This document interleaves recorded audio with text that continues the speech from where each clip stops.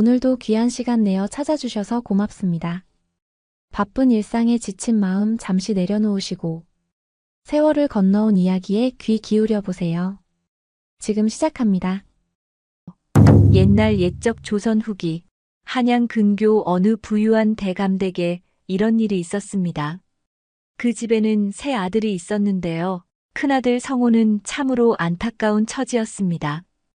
둘째와 셋째는 글 공부에 뛰어나 과거에 급제하여 벼슬길에 올랐지만 성호만큼은 어릴 적부터 글자 하나 제대로 못 외우는 통에 늘 구박만 당했지요. 이놈아, 천자문도 제대로 못 읽으면서 무슨 양반집 맞으란 말이냐. 대감은 성호를 볼 때마다 한숨만 내쉬었습니다.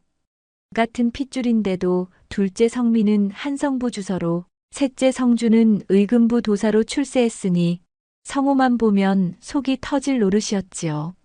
성호는 25이 되어서야 겨우 장가를 들었습니다. 다른 집에서는 대감댁 맏아들이라면 좋은 혼담이 들어올 법한데 성호의 미련함이 소문나버린 탓에 변변한 집안에서는 거들떠보지도 않았어요. 결국 성호가 맞이한 신부는 몰락한 양반과 딸인 옥분이었습니다. 옥분의 아버지는 벼슬살이에 실패한 후 시골에서 농사나 짓는 처지라 딸을 대감댁에 시집 보내는 것만도 다행이라 여겼지요. 혼례날 대감 부부는 겉으로는 웃었지만 속으로는 못마땅해 했습니다. 끼리끼리 논다더니 정말 그 말이 맞구려. 대감 부인이 친척들에게 속삭이는 소리가 옥분의 귀에도 들렸습니다. 옥분은 고개만 숙인 채 아무 말도 하지 못했어요. 신방에서 성호는 옥분에게 조용히 말했습니다. 부인, 우리 집안이 당신을 무시하더라도 너무 상심하지 마시오. 마음 단단히 먹어야 합니다. 서방님, 나도 이 집에서 늘 구박받고 자랐소. 하지만 당신만큼은 내가 지켜드릴 테니 걱정 마시오.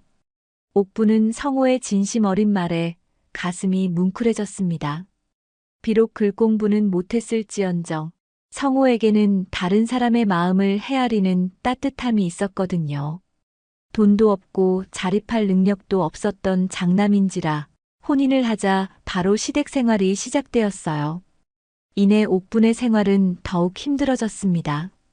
시어머니는 사사건건 트집을 잡았지요. 밥도 이런 식으로 짓니?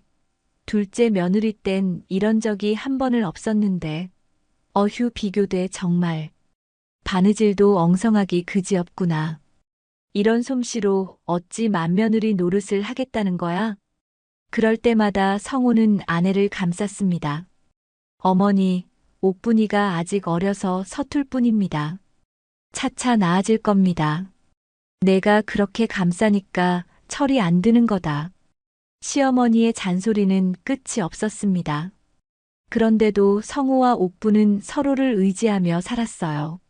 성호는 비록 출세는 못했지만 마음씨만큼은 금 같았고 옥분도 겉으로는 내성적이었지만 속으로는 깊은 지혜를 품고 있었습니다. 어느 날 저녁 성호가 옥분에게 말했습니다. 부인 미안하오. 내가 무능해서 출가도 못하고 당신도 고생시키는구려. 무슨 말씀을 그렇게 하세요. 서방님은 이 집에서 제일 따뜻한 분이에요. 말 한마디에도 다 느껴진답니다. 옥분의 눈에서 눈물이 주르르 흘러내렸습니다. 하지만 그 눈물은 슬픔보다는 고마움에서 나온 것이었지요. 이렇게 성호와 옥분은 세상의 냉대 속에서도 서로만은 믿고 의지하며 살아가고 있었습니다. 아직 둘 다 자신들 안에 숨어있는 놀라운 재능을 알지 못한 채로 말이에요. 세월이 흘러 성호와 옥분이 혼인한 지 3년이 지났습니다. 대감댁은 여전히 풍족했습니다. 넓은 사랑채와 안채, 행랑채까지 갖춘 기와집에는 늘 손님들이 드나들었고 곳간에는 쌀과 보리가 가득했지요. 하지만 그만큼 낭비도 심했습니다. 이 나무 토막은 그냥 버리시는 겁니까? 옥분이 하인들에게 물으니 하인들은 대수롭지 않게 대답했습니다. 아, 이건 부엌에서 쓰긴 조금 눅눅해서요.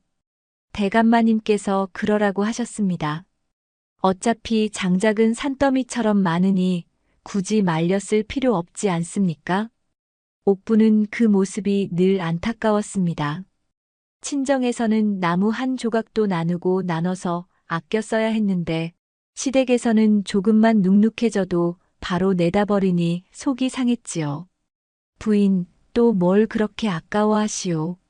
성호가 다가와 옥분의 어깨를 다독였습니다. 서방님, 저런 것들도 조금만 말리면 다시 쓸 수 있을 텐데요. 그렇긴 하지만 우리 집에서 그런 것까지 주워 모으면 어머니께서 또 뭐라고 하실 겁니다. 핀잔들을 일은 애초에 하지 맙시다. 옥부는 고개를 끄덕였지만 마음속으로는 다른 생각을 하고 있었습니다. 언젠가는 이런 것들이 소중하게 쓰일 날이 올 것 같았거든요. 다음 날부터 옥부는 남몰래 버려지는 땔감들을 하나둘씩 주워 모으기 시작했습니다. 눅눅한 것은 몰래 뒷마당 볕에 말리고 큰 것은 적당히 쪼개서 뒤뜰 구석진 곳에 있는 작은 창고에 차곡차곡 쌓아두었어요. 또 뭘 하고 있는 거야? 뭘 저리 분주하게 돌아다니는지 원. 시어머니가 옥분이 땔감을 나르는 모습을 보고 한숨을 내쉬었습니다. 어머님 보기에 너무 아까워서 조금씩 모아두는 것뿐입니다. 참, 보잘것없는 집안 출신이라 그런 것까지 아끼는구나. 우리 집의 땔감이 부족해질 일이 있겠니? 차라리 그 시간에 바느질 연습이나 더 하거라. 시어머니의 비웃음 섞인 말에 옥부는 얼굴이 빨개졌지만 꾹 참고 고개만 숙였습니다. 성호는 아내의 행동을 말리지 않았습니다. 오히려 밤늦게 옥분이 땔감을 정리하는 모습을 보며 조용히 말했지요. 부인, 괜찮소. 당신 마음이 옳으니 하고 싶은 대로 하시오. 서방님, 남들이 뭐라고 해도 신경 쓰지 마시오. 난 사실 그렇게 못 살았는데 그런 부인이 참 기특합니다. 성호의 따뜻한 말에 옥분의 눈가가 촉촉해졌습니다. 세상에서 오직 남편만이 자신을 믿어준다는 사실이 고마웠지요. 그렇게 옥분은 계절이 바뀔 때마다 조금씩 땔감을 모았습니다. 봄에는 가지치기한 나뭇가지들을, 여름에는 비에 젖었다 마른 나무 토막들을, 가을에는 떨어진 나뭇가지들을 주워서 작은 창고에 쌓아두었어요. 그런 옥분의 모습에 하인들이 혀를 내두를 정도였어요. 맏며느리 마님이 참 별나시다. 버려진 것들을 그렇게 아끼시니. 그래도 검소한 것도 미덕이잖아. 하지만 대감마님께선 영 못마땅해 하시더라. 옥분의 귀에도 그런 소리가 들렸지만 포기하지 않았습니다. 성호는 그런 아내의 모습을 지켜보며 점점 더 깊은 애정을 느꼈습니다. 다른 사람들이 보잘것없다고 여기는 것까지 소중히 여기는 옥분의 마음씨가 아름다웠지요. 어느 날 밤 성호와 옥분이 마루에 앉아 달을 바라보며 이야기를 나누었습니다.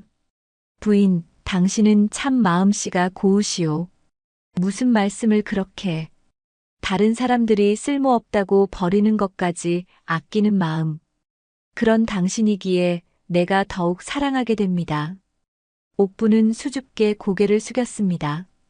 달빛이 옥분의 얼굴을 은은하게 비추니 마치 선녀 같았지요. 이렇게 옥분은 묵묵히 자신만의 일을 해나가고 있었습니다. 그로부터 몇 해가 더 흘렀습니다. 둘째 성민과 셋째 성주는 벼슬살이에서 성과를 거두며 집안의 자랑거리가 되었습니다. 하지만 그들의 생활은 점점 사치스러워졌지요. 형님, 요즘 한성부에서는 청나라에서 들여온 비단이 인기래요. 저도 아내 치마 하나 맞춰주려 하는데. 성민이 대감에게 말하자 대감은 흔쾌히 고개를 끄덕였습니다. 그래, 그래. 벼슬아치가 됐으니 그 정도는 해야지. 셋째 성준도 마찬가지였습니다. 아버님, 의금부 동료들과 기생집에서 시 모임을 하려 합니다. 인맥 관리도 중요하니까요. 좋다, 좋아. 돈은 걱정하지 말고 큰일에 힘써라. 대감과 부인은 둘째와 셋째의 요구라면 무엇이든 들어주었습니다. 출세한 아들들이 자랑스러웠거든요. 하지만 성호에게만은 달랐습니다. 성호야, 너는 언제까지 이렇게 빈둥거릴 셈이냐? 아버지, 저는 다른 건 바라지도 않으니 최소한 훈장이라도 해서 집안에 누 끼치지는 말거라. 성호는 입을 다물고 말았습니다. 글 공부에 소질이 없다는 걸 누구보다 자신이 잘 알고 있었으니까요. 그런 가운데 집안의 씀씀이는 갈수록 커졌습니다. 둘째 성민은 새로운 한복을 해 입을 때마다 값비싼 옥장신구를 함께 사왔고 빛나는 각종 장신구에 오히려 마님은 아들이 오기만을 기다리곤 했죠. 셋째 성주는 친구들과 어울리며 술값으로만 한 달에 몇십 냥씩 써버렸어요. 어머님, 이번에는 본가 사랑채 가구를 새로 들여놓으면 어떨까요? 성민의 아내가 시어머니에게 말했습니다. 그래, 좋은 생각이다. 우리 성민이가 출세했으니 집안 살림도 그에 걸맞게 해야지. 대감 부인은 기꺼이 찬성했습니다. 며느리 중에서도 출세한 아들의 아내만 특별히 아껴주었거든요. 반면 옥분에게는 늘 찬물을 끼얹었습니다. 옥분아, 너는 맨날 그 낡은 치마만 입고 다니냐? 맏며느리가 그렇게 초라하면 집안 체면이 서겠니? 어머님, 이 치마도 아직 멀쩡한걸요. 멀쩡하긴 뭐가 멀쩡해. 색깔도 바래고. 참 답답해 어디같이 다니질 못하지 않느냐. 옥부는 억울했지만 말대답할 수 없었습니다. 새 옷을 해달라고 조르는 것도 아니고 오히려 아끼려고 하는데도 나무라니 어찌할 바를 모르겠더군요. 그런데 문제는 다른 곳에서 터졌습니다. 어느 날 대감이 곡간을 살펴보니 쌀이 평소보다 빨리 줄어들고 있었어요. 이상하다. 올해 수확이 적었나? 관리인에게 물어보니 수확량은 작년과 비슷했다고 했습니다. 그렇다면 씀씀이가 늘어난 것뿐이었지요. 성민과 성주는 자주 친구들을 본가로 데려와 술상을 차렸고 각자의 아내들도 명목상 지인들을 자주 초대해 잔치를 벌였습니다. 시댁에 좋은 쌀로 떡을 해서 나눠주고 남은 음식들은 그냥 버리기 일쑤였어요. 이상하다. 이런 식으로 하면 곡간이 금세 떨어질 텐데. 대감은 걱정이 되기 시작했습니다. 하지만 출세한 아들들의 체면을 생각하니 함부로 검소하게 살라고 할 수도 없었지요. 더욱 심각한 문제는 땔감이었습니다. 겨울이 다가오는데 평소보다 땔감 소비가 2배나 늘었어요. 성민과 성준의 방에는 늘 화로불이 활활 타올랐고 손님들이 올 때마다 사랑채의 온도를 뜨겁게 달궜습니다. 이놈들아, 이제 슬슬 땔감을 아껴 써야지. 이렇게 펑펑 쓰면 겨울을 어떻게 넘기겠느냐. 대감이 하인들에게 호통을 쳤지만 정작 성민과 성준에게는 직접 말하지 못했습니다. 아들들이 아버지, 저희가 체면도 있는 몸인데 손님들 오시는데 춥게 지낼 수는 없잖아요 라고 하면 할 말이 없었거든요. 옥부는 이런 상황을 지켜보며 마음이 무거워졌습니다. 그리고는 자신이 그토록 아껴 모아둔 땔감이 생각났지요. 서방님, 우리가 모아둔 땔감이 도움이 될 수도 있을 것 같아요. 아직은 때가 아닌 것 같소. 지금 내놓으면 오히려 주워다 모은 걸 쓴다며 비웃을 테니까요. 성호의 말이 옳았습니다. 아직은 집안이 완전히 어려워지지 않았으니 섣불리 나서면 오히려 무시만 당할 터였지요. 하지만 옥부는 예감이 들었습니다. 이런 식으로 낭비를 계속하면 머지않아 정말 큰일이 날 것 같았거든요. 겨울바람이 차갑게 불어오던 어느 날 밤, 옥부는 작은 창고 앞에 서서 쌓아둔 땔감들을 바라봤습니다. 몇 해에 걸쳐 정성스럽게 모은 땔감들이 가지런히 쌓여 있었어요. 이게 진짜 쓰일 날이 올 수도 있겠구나. 큰일이다. 옥부는 속으로 다짐했습니다. 그리고 그 예감은 곧 현실이 될 예정이었지요. 찬바람이 매서운 겨울이 찾아왔습니다. 그해 겨울은 유난히 추웠습니다. 한강이 꽁꽁 얼어붙고 기와 위에 쌓인 눈이 한자가 넘을 정도였지요. 대감댁의 온도를 데우는 데 들어가는 땔감의 양도 평소보다 훨씬 많아졌습니다. 땔감이 벌써 이렇게 줄었다고? 대감이 땔감 창고를 살펴보고는 깜짝 놀랐습니다. 겨울이 시작된 지 한 달도 안 됐는데 벌써 절반이나 없어져 있었거든요. 대감마님, 올해는 추위가 심해서 평소보다 많이 쓰였나 봅니다. 관리인이 변명하듯 말했지만 진짜 이유는 따로 있었습니다. 아버지, 의금부 동료들이 내일도 오기로 했는데 방이 추우면 체면이 서지 않잖아요. 성준이 대감에게 말하자 대감은 곤란한 표정을 지었습니다. 차라리 어디 기생집을 가거나 너네 집으로 가거라. 언제까지 본가가 손님들을 위한 집으로 쓰여야 하느냐. 아이고 아버님, 땔감이야 사면 되는 거 아닙니까? 저희 체면을 생각해 주세요. 결국 대감은 급하게 땔감을 사오라고 했지만 하필 그해 겨울은 온 동네가 땔감 부족에 시달리고 있었습니다. 값은 평소의 2배나 뛰었고 그나마도 구하기가 어려웠어요. 이런 일을 어쩌나. 대감이 고민에 빠져 있을 때 더 큰 문제가 터졌습니다. 성민이 한성부에서 실수를 저질렀던 것입니다. 공금을 잘못 처리한 일로 상관에게 크게 꾸중을 듣고 3개월간 봉급을 받지 못하게 되었지요. 아버지, 잠시 집에서 도움을 받아야겠습니다. 성민이 풀이 죽어서 말했습니다. 얼마나 필요하냐? 한 50냥 정도. 50냥은 결코 작은 돈이 아니었습니다.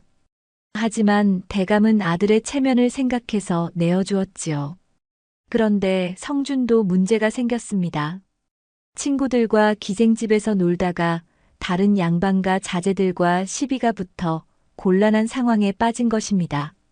아버지, 이번 일을 조용히 넘기려면 돈이 좀 필요합니다. 얼마나? 30냥만. 대감은 한숨을 내쉬었습니다. 한 달 사이에 아들들 때문에 80냥이나 나간 셈이었거든요. 엎친 데 덮친 격으로 그 애는 벼농사도 제대로 되지 않았던 터라 타격이 컸었죠. 장마가 길어서 수확량이 평년의 절반밖에 안 되었거든요. 그렇게 쌀값은 치솟았고 대감댁의 곳간도 빠르게 비워졌습니다. 이런 일이 부족하나 싶더니 이젠 정말 없구나.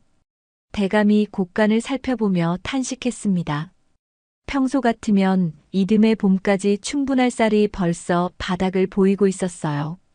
하지만 성민과 성주는 여전히 깨닫지 못했습니다. 아버지, 저희 친구들이 이번 주말에 또 오기로 했는데요. 성민아, 요즘 집안 형편이 그리 넉넉하지 못하니 조금 자제해야겠구나. 아버지, 무슨 말씀이세요? 우리가 언제 가난했다고 그러세요?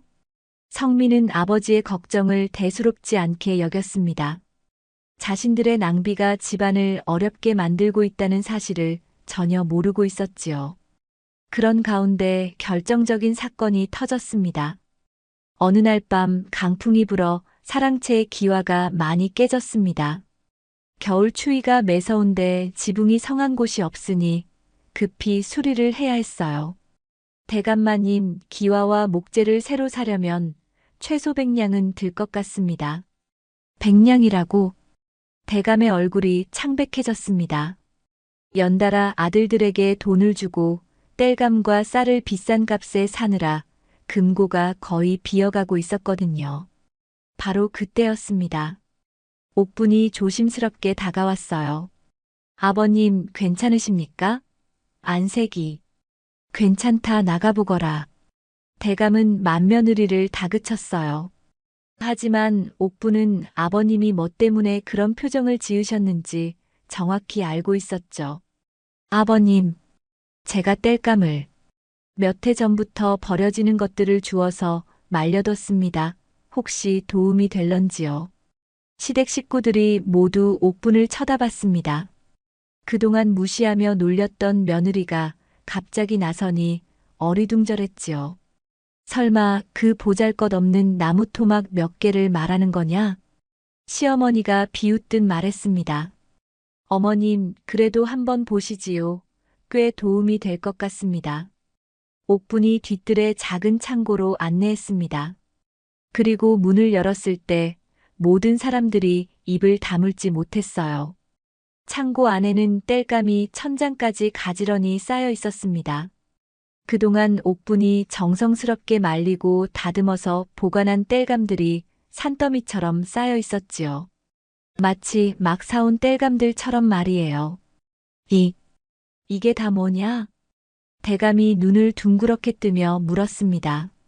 몇 해 전부터 조금씩 모았습니다. 버려지는 것들이 아까워서 분주히 말리고 쌓고 또 말리고 쌓아두고 했습니다. 옥분의 말에 모든 사람들이 할 말을 잃었습니다. 그들이 쓸모없다고 여겨버린 것들이 이렇게 큰 도움이 될 줄은 꿈에도 몰랐거든요. 그날 밤 온 집안이 술렁였습니다. 옥분이 모아둔 땔감을 살펴본 대감은 놀라움을 감추지 못했습니다. 양만 많은 것이 아니라 상태도 좋았거든요. 옥분이 하나하나 정성스럽게 말리고 다듬어둔 덕분에 시중에서 파는 땔감 못지않았지요. 이것만 있으면 이번 겨울을 충분히 넘길 수 있겠구나. 대감이 감탄하며 말했습니다. 그뿐만 아니라 일부는 내다 팔 수도 있을 것 같습니다. 옥분이 조심스럽게 말하자 대감의 눈이 더욱 커졌습니다. 팔 수 있다고? 요즘 땔감 값이 많이 올랐잖아요. 우리가 쓸 것만 남기고 나머지를 장터에 내다 팔면 좋은 값을 받을 수 있을 것 같아요. 옥분의 말이 옳았습니다. 그의 겨울 땔감 값은 평소에 2배나 뛰어 있었거든요. 성호는 아내의 지혜로움에 다시 한번 감동했습니다. 부인이 얼마나 깊이 생각하고 계셨는지 알겠소. 정말 대단합니다. 서방님, 저 혼자 한 일이 아니에요. 서방님께서 믿어주셨기에 가능했던 일이죠. 부부의 다정한 모습을 보며 대감도 마음이 뭉클해졌습니다. 다음 날부터 성호와 옥부는 함께 땔감을 정리하기 시작했습니다. 그런데 성호가 땔감을 만지작거리다가 문득 이상한 기분이 들었어요. 부인, 이 나무 참 단단하고 결이 고르네요. 그러게요. 제가 고를 때도 그런 것들만 골라서 모았거든요. 성호는 나무 토막을 이리저리 돌려보며 생각에 잠겼습니다. 어릴 적부터 글 공부는 못했지만 손으로 뭔가를 만드는 일에는 관심이 많았거든요. 부인, 이걸로 무엇인가 만들어 볼까요? 만든다고요? 예를 들어, 작은 상이나 의자 같은 것 말이에요. 그런 것들은 더 값을 쳐서 팔 수 있지 않겠습니까? 옥부는 남편의 말에 고개를 갸웃했습니다. 성호가 그런 쪽에 재주가 있다는 얘기는 처음 들었거든요. 서방님께서 그런 걸 만들 수 있으세요? 해본 적은 없지만 왠지 할 수 있을 것 같아요. 머릿속으로 그려집니다. 성호는 도끼와 자기를 가져와 나무 토막을 다듬기 시작했습니다.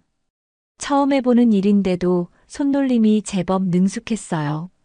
며칠 후 성호는 작은 나무상을 하나 완성했습니다. 투박하긴 했지만 튼튼하고 실용적이었지요. 어머나 서방님이 이런 재주가 있으셨다니. 옥분이 감탄하며 말했습니다. 저도 몰랐는데 해보니까 손에 익네요. 성호는 신이 나서 다른 것들도 만들기 시작했습니다. 나무 그릇, 젓가락, 작은 장난감까지 손에 닿는 대로 이것저것 깎고 다듬었어요. 그런데 성호가 만든 물건들이 예사롭지 않았습니다. 비록 화려하지는 않았지만 실용적이고 튼튼했거든요. 특히 나무결을 살린 자연스러운 멋이 있었지요. 이것들을 정말 장터에 내다 팔면 어떨까요? 옥분이 제안했습니다. 제가 만든 게 팔릴까요? 충분히 팔릴 것 같아요. 실용적이고 정직하게 만들어졌으니까요. 옥분의 격려에 힘을 얻은 성호는 더욱 열심히 만들기 시작했습니다. 하루 종일 작업실에서 나무를 깎고 다듬는 소리가 들렸지요. 시댁 식구들은 처음에는 의아해했습니다. 마지가 갑자기 웬 목수 일을 하는 거야? 하라는 공부는 안 하고 또 헛짓거리지 뭐. 하지만 성호가 만든 물건들을 직접 보고는 생각이 바뀌었어요. 이거 생각보다 괜찮은데? 정말 튼튼하네. 이런 상이면 오래 쓸 수 있겠어. 대감도 아들의 작품들을 살펴보며 고개를 끄덕였습니다. 성호야, 내가 이런 재주가 있었구나. 아버지, 저도 몰랐던 일입니다. 글 공부는 못해도 손재주만큼은 남다르구나. 대감의 칭찬에 성호의 얼굴이 환해졌습니다. 태어나서 처음으로 아버지에게 인정받는 기분이었거든요. 한편 성민과 성주는 형의 변화를 못마땅해 했습니다. 형님이 갑자기 목수질이라니. 양반이 그런 일을 해도 되는 거요? 맞아요. 체면이 말이 아니에요. 하지만 옥부는 남편을 끝까지 믿어주었습니다. 서방님, 남들이 뭐라고 해도 신경 쓰지 마세요. 서방님의 손끝에서 나오는 물건들은 정말 아름다워요. 부인 덕분에 용기가 납니다. 성호는 아내의 손을 꼭 잡으며 말했습니다. 마치 봄바람에 꽃이 피어나듯 성호의 마음에도 희망이 싹트고 있었지요. 그렇게 성호는 자신만의 재능을 발견하며 새로운 인생을 시작하고 있었습니다.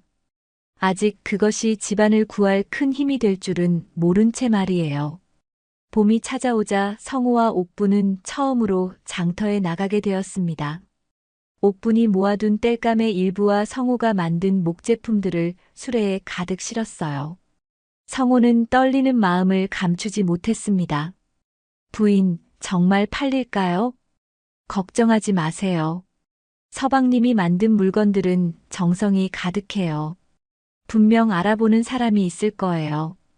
장터에 도착해서 자리를 잡고 보니 다른 상인들이 파는 물건들이 눈에 들어왔습니다. 화려하게 칠을 한 가구들, 정교하게 조각된 장식품들. 그 사이에서 성호의 물건들은 소박해 보였지요. 이런, 우리 것들이 너무 투박한 것 같아요. 성호가 위축되자 옥분이 다독였습니다. 서방님, 화려한 것만이 좋은 건 아니에요. 실용적이고 튼튼한 것도 분명 가치가 있어요. 첫 손님이 다가왔습니다. 나이가 지긋한 아저씨였어요. 상 얼마예요? 5냥입니다. 성호가 떨리는 목소리로 대답했습니다. 다른 데서는 3냥에도 파는데. 아, 그러면 4냥에. 성호가 쩔쩔매자 아저씨가 상을 자세히 살펴봤습니다. 나무결이 정말 고르긴 하네요. 그리고 이음새도 틈이 없고 하나하나 생각하고 정성스럽게 만들었나 봅니다. 감사합니다. 다른 곳 물건들은 겉만 번지르르 하지 이렇게 속까지 튼튼한 건 드물어요. 5냥이면 오히려 싼 편이네요. 아저씨는 흔쾌히 돈을 주고 상을 사갔습니다. 성호와 옥부는 서로 얼굴을 바라보며 미소를 지었어요. 부인, 첫 물건이 팔렸어요. 이것 보세요, 서방님. 역시 좋은 물건은 알아보는 분이 계시네요. 그 후로도 손님들이 하나둘 찾아왔습니다. 성호의 물건들은 화려하지는 않았지만 실속이 있었거든요. 이 젓가락 참 좋네요. 나무가 단단해서 오래 쓸 수 있겠어요. 어쩜 이렇게 결을 잘 살리셨어요? 아이 장난감으로 딱 좋겠네. 모서리도 둥글게 깎아서 안전하고. 손님들의 칭찬에 성호는 점점 자신감을 얻었습니다. 그런데 성호에게는 특별한 점이 있었어요. 다른 상인들과 달리 정직했다는 것입니다. 이 그릇은 나무결에 작은 흠집이 있습니다. 값을 조금 낮춰드릴게요. 그런 것까지 말해주시네요. 요즘 장사하는 분들 중에 이런 분 드문데 당연한 일 아닙니까? 속이고 장사하면 마음이 편치 않아요. 성호의 솔직한 태도에 감동한 손님들은 오히려 더 많은 물건을 사갔습니다. 그리고 입소문이 나기 시작했지요. 서편 장터에 정직한 목수가 새로 나왔대. 물건도 튼튼하고 값도 정당하다더라. 며칠 후 성호와 옥분이 집에 돌아왔을 때 주머니에는 예상보다 많은 돈이 들어 있었습니다. 부인, 이렇게 많이 벌 줄은 몰랐어요. 서방님의 정직함과 실력이 알려진 덕분이에요. 하지만 성민과 성주는 여전히 못마땅해 했습니다. 형님, 장터에서 장사를 하셨다고요? 성민이 미간을 찌푸리며 물었습니다. 그래, 목제품을 만들어서 팔았어. 아이고, 집안 체면이 말이 아니네요. 양반이 장터에서 장사를 하다니 앞으로 사람들 만날 때 어떻게 고개를 들고 다닙니까? 성준도 거들었습니다. 맞아요. 친구들이 알면 우리가 얼마나 창피하겠어요. 하지만 대감의 반응은 달랐습니다. 얼마나 벌었느냐? 15냥 정도입니다. 15냥이라고? 대감이 깜짝 놀랐습니다. 요즘 같은 때 15냥은 결코 적지 않은 돈이었거든요. 정말 대단하구나. 내가 이런 장사 수완이 있을 줄이야. 아버지, 성민아, 성준아, 너희들도 형을 본받아라. 체면만 차릴 게 아니라 실속도 생각해야 한다. 아들들의 핀잔에 성민과 성준은 불만스러웠습니다. 하지만 감히 아버지께 대들지는 못했지요. 한편 옥부는 시어머니 앞에서 조심스럽게 말했습니다. 어머님, 이번에 번 돈으로 쌀도 좀 사고 집 수리비에도 보탤 수 있을 것 같아요. 이런 변화에 시어머니의 태도가 조금씩 바뀌고 있었습니다. 무시만 하던 맏며느리가 실제로는 집안에 큰 도움을 주고 있다는 사실을 깨달았거든요. 어머님, 앞으로도 더 열심히 하겠습니다. 그래, 고맙다. 우리 성호가 좋은 아내를 만났구나. 성호와 옥부는 서로 손을 마주잡으며 미소를 지었습니다. 드디어 시댁에서도 인정받기 시작했다는 기쁨이 컸어요. 하지만 진짜 시험은 이제부터였습니다. 성민과 성준의 낭비는 멋모르고 계속되고 있었고 집안의 진짜 위기는 아직 오지 않았으니까요. 그해 여름 대감댁에 큰 시련이 찾아왔습니다. 성민이 관청에서 또 다른 실수를 저질러 파직당한 것입니다. 이번에는 복직이 어려울 정도로 심각한 문제였지요. 아버지, 저는 억울합니다. 다른 사람들도 다 그렇게 하고 있었는데. 성민이 울분을 토했지만 이미 엎질러진 물이었습니다. 성민아, 이제 어찌할 셈이냐? 일단 한양에 있는 친구들을 통해 다른 자리를 알아봐야겠습니다. 하지만 성민의 소문이 나쁘게 퍼진 탓에 어느 관청에서도 받아주지 않았어요. 게다가 그동안 친구들과 어울리며 빚까지 지고 있었습니다. 아버지, 친구들에게 빌린 돈을 갚아야 해요. 안 그러면 정말 체면이 말이 아니에요. 뭐, 돈을 빌려? 얼마나? 100냥. 대감의 얼굴이 새하얘졌습니다. 100냥은 보통 집안의 1년 살림비에 해당하는 큰 돈이었거든요. 설상가상으로 성준도 문제를 일으켰습니다. 의금부에서 동료와 다툰 일로 좌천되어 지방으로 내려가게 된 것입니다. 아버지, 지방에 내려가려면 이사 비용과 정착비가 필요해요. 또 얼마나? 50냥 정도. 대감은 머리를 감쌌습니다. 두 아들 때문에 벌써 150냥이나 나가야 하는 상황이었지요. 하지만 진짜 충격적인 일은 따로 있었습니다. 대감이 그동안 해결책으로 생각하고 투자한 사업이 완전히 꼬여버린 것이지요. 한양의 상단에 돈을 맡겨 이익을 얻으려 했는데 그 상단이 부도가 난 것이었어요. 대감마님, 상단주가 야반도주했습니다. 투자금 회수는 어려울 것 같습니다. 얼마나 손해를 본 거냐? 200냥 정도. 대감은 그 자리에서 주저앉고 말았습니다. 이번 달에만 350냥이라는 큰 돈이 나간 셈이었거든요. 이런 일이 어떻게. 대감 부인도 충격을 감추지 못했습니다. 그동안 풍족하게 살았는데 갑자기 이런 일이 닥치니 어찌할 바를 모르겠더군요. 더욱 심각한 것은 빚쟁이들이 몰려오기 시작했다는 것입니다. 대감이 그동안 여기저기서 돈을 빌렸었는데 사업이 망하자 빚쟁이들이 일제히 독촉을 시작한 것이죠. 대감마님, 약속하신 날이 지났습니다. 언제 갚으실 건지요? 조금만 기다려 주시오. 곧 마련해서. 이미 2달이나 기다렸습니다. 더는 기다릴 수 없어요.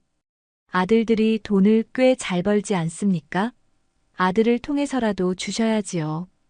빚쟁이들은 대감댁의 재산을 압류하겠다고 위협했습니다. 집과 땅, 심지어 집안의 가구까지 가져가겠다고 했지요. 온 집안이 절망에 빠졌습니다. 성민과 성주는 어쩔 줄 모르며 매일같이 본가에 들렀고 대감 부부는 밤새 한숨만 내쉬었어요. 바로 그때 성호가 나섰습니다. 아버지, 제가 그동안 번 돈이 있습니다. 내가 번 돈이 얼마나 된다고 됐다 말 말어라. 장터에서 물건을 팔아 모은 돈이에요. 많지는 않지만 성호가 내놓은 돈은 60냥이었습니다. 몇 달간 성실하게 장사해서 모은 것이었지요. 성호야, 고맙지만 이걸로는 턱없이 부족하다. 아버지, 그리고 옥분이가 모아둔 땔감과 각종 물품들도 있지 않습니까? 이걸 다 팔면 상당한 돈이 될 겁니다. 옥분이 모아둔 땔감과 흥청망청 버리던 장신구들, 비단들, 그 외 소품들을 합쳐보니 정말 엄청난 양이었습니다. 몇 해에 걸쳐 차곡차곡 쌓아둔 덕분에 장터 전체에 공급할 수 있을 정도였어요. 그리고 제가 앞으로 더 열심히 일해서 빚을 갚겠습니다. 어느 정도 유통망과 단골들도 생겼고요. 성호의 말에 온 집안이 조용해졌습니다. 그동안 무능하다고 무시했던 맏아들이 위기의 순간에 나서서 집안을 구하려 한다니 모두들 말을 잃었지요. 대감의 눈에 눈물이 맺혔습니다. 성호야, 미안하다. 아버지가 너를 몰라봤구나. 아버지, 저야말로 지금까지 아무것도 못해드려서 죄송했습니다. 성호가 고개를 숙이자 대감이 아들의 어깨를 꼭 껴안았습니다. 옥분도 남편의 곁에서 눈물을 훔쳤습니다. 그동안 함께 견뎌온 시간들이 헛되지 않았다는 생각에 가슴이 뭉클했지요. 드디어 성호 부부가 집안의 진짜 주인으로 인정받는 순간이었습니다. 그날 밤부터 온 집안이 하나가 되어 위기를 극복하기 위해 힘을 모았습니다. 성호와 옥부는 이른 새벽부터 땔감을 정리해 장터에 내다 팔았고 성호가 만든 목제품들도 연일 완판되었어요. 집에서 잘 쓰지 않던 비단들과 각종 물품들, 다른 며느리들의 장신구까지 모두 장터로 향했지요. 양반댁 고급 물건들이 좋은 가격에 팔린다는 입소문이 퍼지면서 다른 동네에서까지 손님들이 찾아올 정도였습니다. 여보게, 정직한 목수가 서편 장터에 있다면서? 맞아요. 물건도 튼튼하고 값도 정당해서 우리 동네 사람들이 다 그곳에 가요. 성호의 장사는 날이 갈수록 번창했습니다. 무엇보다 손님들을 속이지 않고 정직하게 대하는 태도가 신뢰를 얻었지요. 어느 날 한 부잣집 마님이 찾아왔습니다. 목수님, 이번 달에 우리 딸이 시집 가는데 가구를 모두 새로 맞춰주실 수 있나요? 전부 말씀이십니까? 네, 상과 장롱, 반지꼬리까지. 얼마나 걸릴까요? 한 달 정도 시간을 주시면 정성껏 만들어드리겠습니다. 그 주문만으로도 100냥이 넘는 큰 돈을 벌 수 있었습니다. 성호는 밤낮 없이 일했어요. 옥분도 남편을 도와 나무를 다듬고 사포질을 했습니다. 서방님, 너무 무리하지 마세요. 괜찮소. 이제 우리 집안을 일으켜 세울 수 있다는 생각에 힘이 솟습니다. 성호의 눈에는 희망의 빛이 가득했습니다. 그동안 무능하다고 여겨졌던 자신이 드디어 집안에 도움이 되고 있다는 기쁨이 컸거든요. 한편 성민과 성준도 반성하기 시작했습니다. 형의 모습을 보며 자신들의 잘못을 깨달았지요. 형님, 그동안 죄송했습니다. 성민이 고개를 숙이며 말했습니다. 저희가 너무 교만했습니다. 진짜 집안을 지키는 건 형님이셨네요. 성준도 진심으로 사과했어요. 이제부터는 우리도 도와드리겠습니다. 성민과 성준은 각자 할 수 있는 일을 찾기 시작했습니다. 성민은 글씨를 잘 써서 성호의 물건에 붙일 팻말을 만들었고, 성준은 한양의 인맥을 활용해 좋은 고객들을 소개해 주었어요. 형님, 의금부 동료가 새 집을 지었는데 가구가 필요하다고 해요. 정말이냐? 고맙다. 형제들이 화합하니 일이 더욱 잘 풀렸습니다. 몇 달 후 드디어 모든 빚을 갚을 수 있게 되었습니다. 성호가 번 돈과 옥분이 모아둔 땔감을 판 돈으로 빚쟁이들을 모두 돌려보낼 수 있었지요. 정말 너네가 모두 다 갚은 거냐? 대감이 믿기 어렵다는 듯 물었습니다. 네, 아버지. 이제 빚이 하나도 없습니다. 성호의 대답에 온 집안이 환호했습니다. 그날 저녁 대감은 가족들을 모두 모아놓고 말했습니다. 얘들아, 아버지가 그동안 잘못 생각하고 있었다. 가지고 있다고 다 내 것이 아니고 붙잡고 있다고 안 나가는 게 아니구나. 아버지, 옥분아, 너도 고맙다. 내가 그때 땔감을 모아두지 않았다면 우리 집은 어떻게 됐을까? 시어머니도 며느리의 손을 잡으며 말했습니다. 옥분아, 미안했다. 그동안 너를 몰라봤구나. 어머님, 괜찮습니다. 저도 이 집의 며느리로서 당연한 일을 했을 뿐인걸요. 그 후로 대감댁은 완전히 달라졌습니다. 허세와 낭비를 버리고 검소하고 성실한 생활을 하기 시작했어요. 성호는 동네에서 가장 믿을 만한 몫으로 이름을 알렸고, 옥부는 땔감으로 시댁을 살린 며느리로 소문이 나면서 동네에서 가장 현명한 맏며느리로 존경받았습니다. 몇 년 후 성호 부부에게는 뒤늦게나마 귀여운 아들이 태어났습니다.